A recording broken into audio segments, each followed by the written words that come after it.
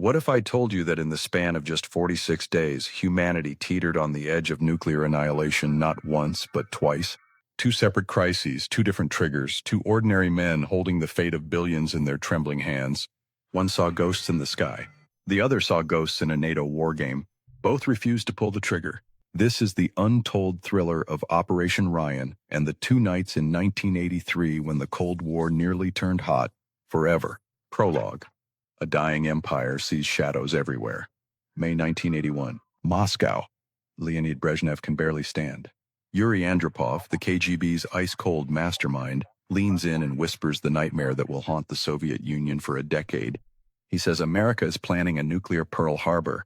Haunted by Hitler's 1941 betrayal, and drop-off launches Operation Ryan, the largest peacetime spy operation ever mounted. There are 300 KGB residencies, thousands of Stasi informants, 292 insane indicators of war. Lights burning late in the Pentagon. Blood donations in London hospitals. Extra meat in Washington restaurants to feed troops, obviously. Artworks quietly leaving the National Gallery. Agents are told, miss a single clue and Moscow dies.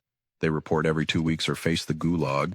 Paranoia becomes policy. Act 1, September 26, 1983, the night the satellites lied. Bill 15 a.m. Serpukov 15 bunker, 100 kilometers south of Moscow. Lieutenant Colonel Stanislav Petrov is covering a shift he was never meant to work. Suddenly, red lights explode across the control room. Sirens scream. He hears launch detected. 1 American ICBM, then 4 more. Probability highest. Petrov's legs buckle. Protocol is crystal clear. Call the Kremlin immediately. They will assume the U.S. has struck first. They will launch everything. But Petrov hesitates. Why only 5 missiles? A real first strike would be hundreds. The brand new Oko satellite system, known to be glitchy. Ground radar, silent. He says, I had a funny feeling in my gut. He picks up the phone and says the 4 most dangerous words in history. False alarm. System malfunction. For 23 endless minutes, the bunker waits for the fireballs that never come. Sunlight on clouds had fooled the satellites. Petrov hangs up, lights a cigarette, and says nothing to his wife when he gets home. The incident is buried. He is quietly punished for poor paperwork. The world never knows it almost ended. Act 2, November 2nd, 1983, the week NATO played war and Moscow believed it. 6 weeks later, the paranoia Petrov just diffused has only grown worse. Reagan has deployed Pershing II missiles that can hit Moscow in 6 minutes. He's announced Star Wars.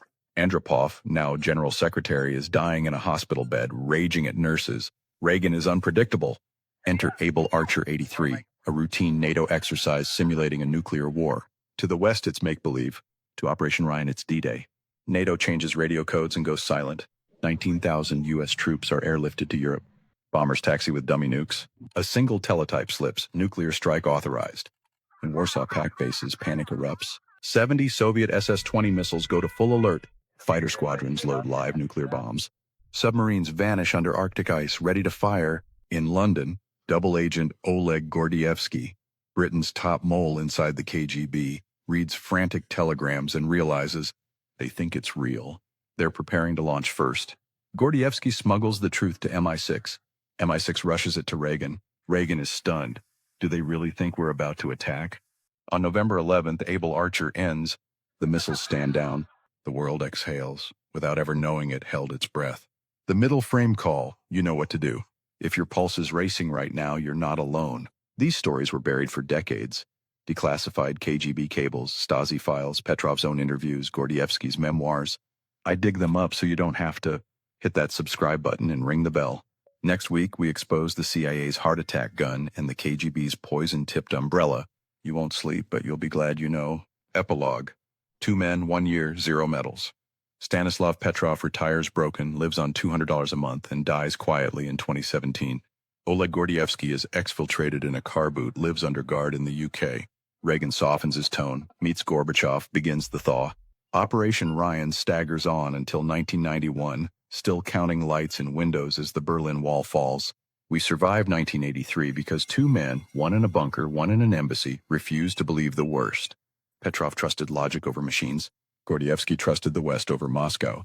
But here's the chilling twist. In 2025, nukes are faster, AI runs early warning systems, and great powers are rattling sabers again over Ukraine and Taiwan. False alarms still happen. Satellites still glitch. Drills still look real from the other side.